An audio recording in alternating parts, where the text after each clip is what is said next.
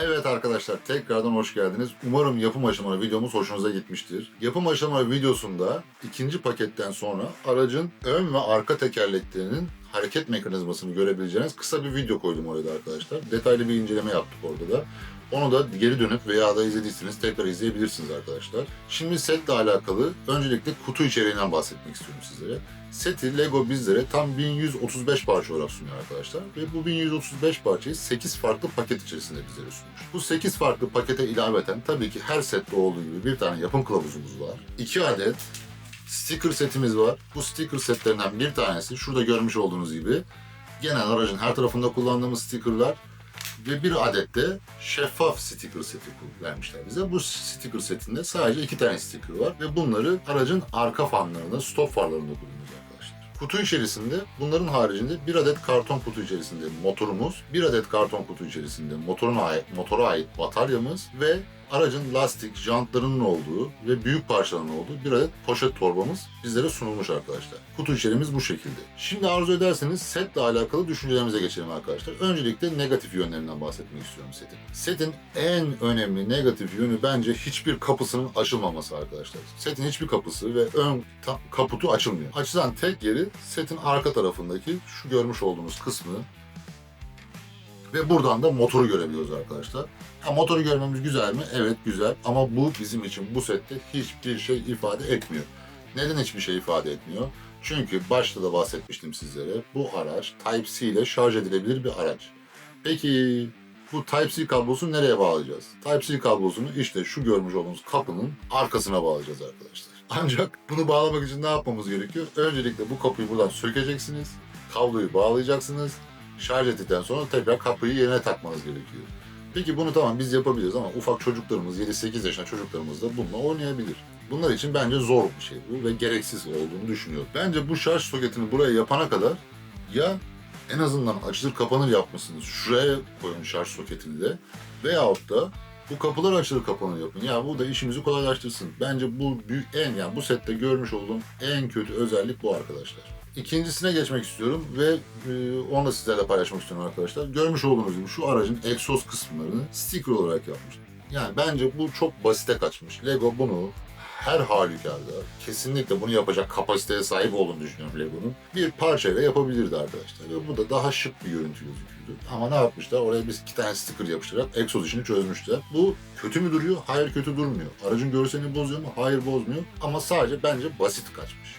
Bir diğer negatif özellik ise bence aracın direksiyonundan ön tekerleklerini kontrol edememiz arkadaşlar. Bu nedir? Bu set diyebilirsiniz ki bu set zaten uzaktan kumandayla telefonumuz veya işte tabletimiz vasıtasıyla kontrol edebiliyoruz. Ne gerek var direksiyonuna kontrol etmemize? Evet, bence de bir gerek yok ama bu bir Lego teknik seti arkadaşlar ve bunu olabildiğince teknik detaylarıyla güçlendirmemiz gerektiğini düşünüyorum ben. Ondan dolayı bunu da beğenmedim açıkçası. Yapabilirler mi? Çok rahatlıkla yapabilirler. Pozitif yönlere geçecek olursak arkadaşlar, gerçekten bence araç görsel olarak gerçek araca çok benzer şekilde yapılmış. Şöyle görüyorsunuz ön taraftaki detayları, yan detayları, aracın yandan görüntüsünün gerçek araçla olan karşılaştırması bence gayet başarılı. Yine arkadan görüntüsü güzel. Yani koleksiyonda sergilemek için harika bir set. Oynanabilirlik açısından harika bir set. Ben bunu denedim. Gerçekten harika çalışıyor. Ve Lego bunda uygulama üzerinden 2 tane sürüş seçeneği sunmuş bize. Birincisi sadece elektrik motorlu. İkincisi de hibrit model. Yani elektrik motoru ve benzinli motorun aynı anda çalıştığı bir sürüş modu.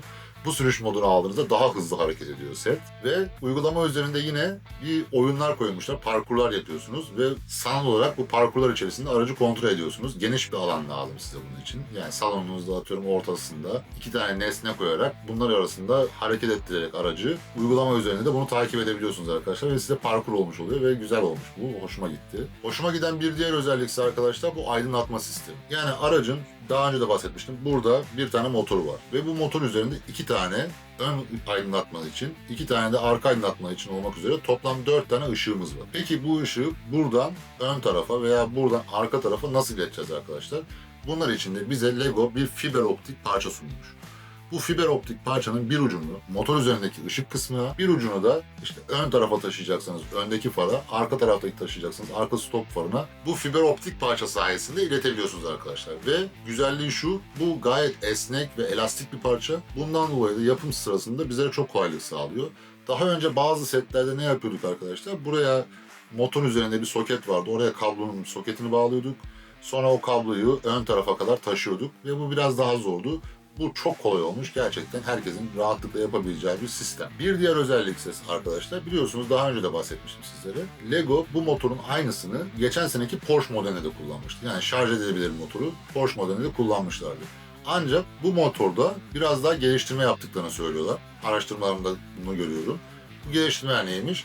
Porsche modelinde motora taktığımız batarya bazen uzun süre kullanımlardan sonra yerinden çıkabiliyormuş. Bunu geliştirmişler ve safety pinler koymuşlar. Bu da motorun gelişmesi açısından hoşuma giden bir faktör oldu. Dediğim gibi ben birazcık da mühendisliğin verdiği belki şeyden dolayı daha çok teknik olarak bakmaya çalışıyorum setlere ve nasıl geliştirebiliriz veya nasıl yapabiliriz bunu düşünüyorum açıkçası. Şimdi arkadaşlar sizlere birazcık ilginç bir şey paylaşacağım. Yani setle alakalı bir şey değil bu. Lego'nun bence bir güncellemesiyle alakalı bir şey.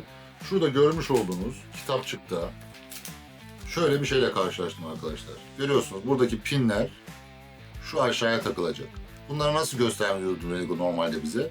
Bir tane pinin gireceği yeri gösterirdi. Öbür tarafı da siz simetrik olarak tahmin edip yerine takardınız.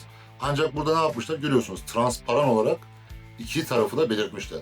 Bu hoşuma gitti. Büyük ihtimalle Lego bunu daha sonraki setlerinde de kullanacağını düşünüyorum arkadaşlar. Bunu takip edeceğim ve gerçekten başarılı bence. Yani bizler için belki problem değil ama yeni Lego yapmaya başlamış arkadaşlar için bir problem olabiliyordur belki bu. Çünkü sadece tek tarafı gösterip öbür tarafın simetrini takmanız belki biraz daha zor olabilir ama bu şekilde daha kullanışlı olduğunu düşünüyorum. Evet arkadaşlar, set hakkındaki genel düşüncelerim dediğim gibi teknik set olduğu için, bu setin teknik set olmasından dolayı bazı olumsuz düşüncelerim var setle alakalı. Öncelikle işte dediğim gibi kapıları vesairesi, direksiyonun açılıp direksiyonun sağa sola dönmemesi gibi teknik bazı eksiklikler bence var sette. En önemlisi tabii ki de bu şarj istasyonunun noktası, şarj istasyonunun olduğu yer. Ya buraya taşıyabilirlerdi veya da bu kapılar açılıp kapanı yapabilirlerdi. Fakat setin görseli gerçekten harika. Genel düşüncelerimden bir tanesi de bu. Setin görselini çok beğendim. Koleksiyonda harika yerini alacak ve oynanabilirlik açısından gerçekten çok başarılı ve çok hoşuma gitti. Ben de oynadım, oğlum da oynadı ve şimdi bu videodan sonra tekrar devam edeceğiz. Kapıda bekliyor kendisi de. Oynanabilirlik açısından ve görsellik açısından harika. Teknik açıdan bence birazcık zayıf kalmış bir set arkadaşlar. Şimdi inceleme videomuzun sonuna geldik arkadaşlar. Bu kısmın sonunda sizlerle setin tamamlanmış haline ait görselleri paylaşacağız. O kısmında incelemenizi tavsiye ediyorum arkadaşlar. Eğer videomuzu izlediyseniz, beğendiyseniz beğen butonuna basarsanız çok memnun oluruz. Yorumlarınızı bu videoyla alakalı veyahut da bizim diğer videolarımızla alakalı, kanalımızla alakalı yorumlarınızı da yorum kısmına bizlerle paylaşırsanız çok memnun oluruz. Bizleri izlediğiniz için çok teşekkür ederiz arkadaşlar. Bir sonraki videoda görüşmek üzere, hoşça kalın.